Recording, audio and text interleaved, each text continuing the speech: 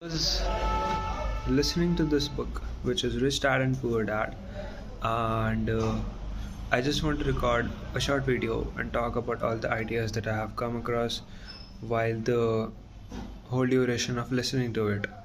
And so the first chapter was don't work for money. The poor people, they work for money, and the ones who are rich, they let the money work for them.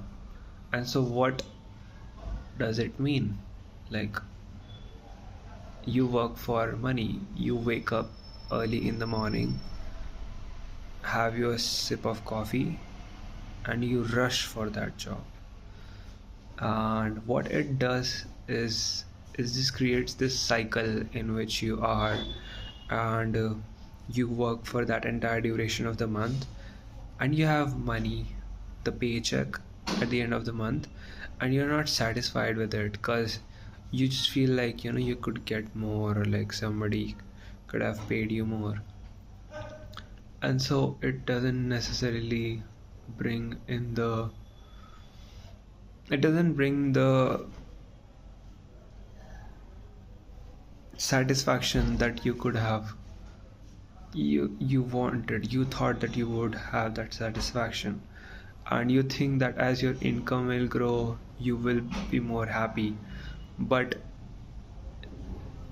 in most of the cases we are acting out of our fear or greed, or what is mentioned in the book is our desires. So we are acting out of our fear and desires, and because of that we are caught up in this cycle where we are just giving our everything to it and just trying to make it through, like somehow, like the cycle caused by the need for paying our bills, for the things that we want to buy.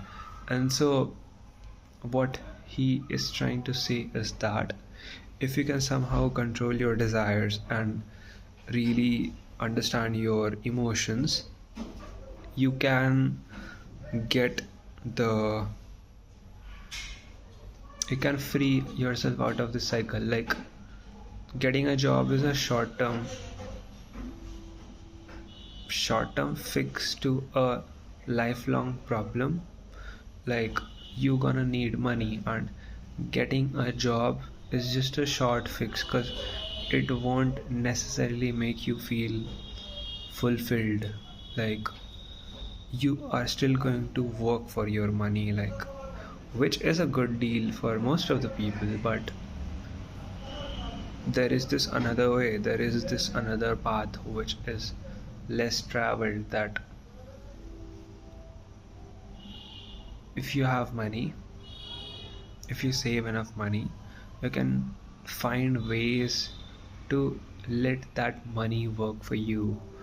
Somehow you can automate things, somehow you can use human resources to get a few things done, like control your desires and somehow just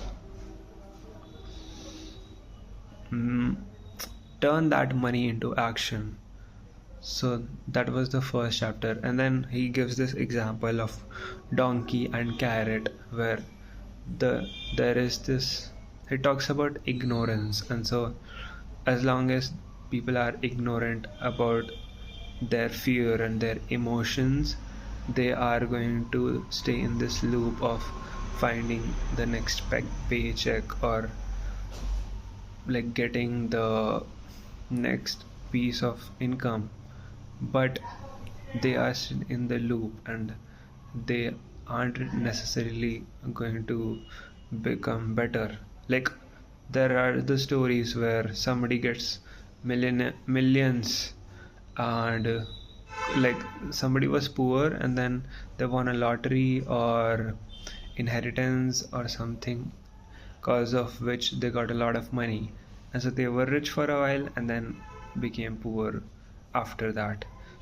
So it's not because they had money. Like, we have this illusion that once we have money we will be sorted out in our life, and we will be our problems will be sorted. But in most of the cases, what money does is it magnifies, it just enlarges our own problems. So if you have money, like if you will have money, that doesn't necessarily mean ki you will have it for all time.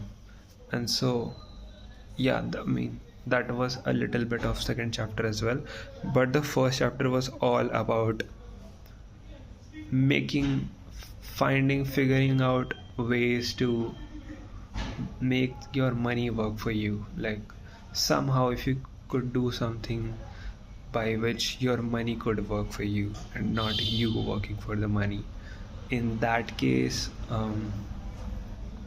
you can do something good. So that was the first chapter.